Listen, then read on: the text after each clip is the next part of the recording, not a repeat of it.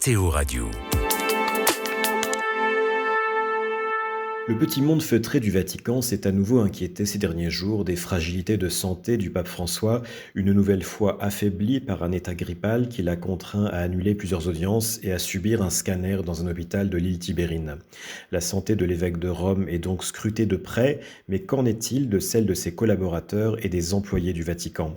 La réponse se trouve dans un discret bâtiment situé à l'intérieur des murs de la cité-État, à quelques mètres de la porte Sainte-Anne et de la pharmacie Vaticane.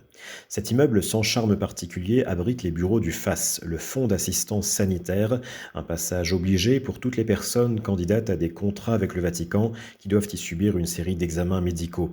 Les médecins travaillant dans ce centre médical doivent donner leur avis favorable ou défavorable avant toute finalisation d'un processus d'embauche qui peut donc prendre plusieurs mois même quand il s'agit d'un contrat court. Et certaines analyses peuvent être fatales.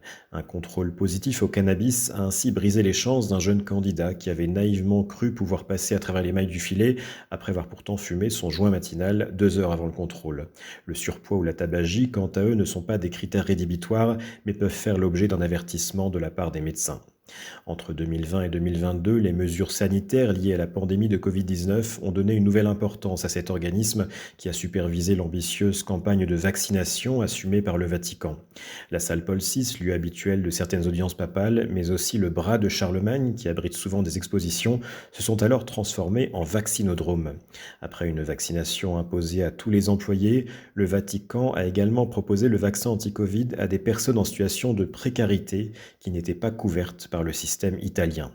Mais en présentant ce sérum vaccinal comme un élixir d'amour, les médias du Vatican ont suscité quelques commentaires ironiques, comme quoi entre service de l'intérêt général et mise en scène d'un zèle excessif, la frontière est parfois ténue.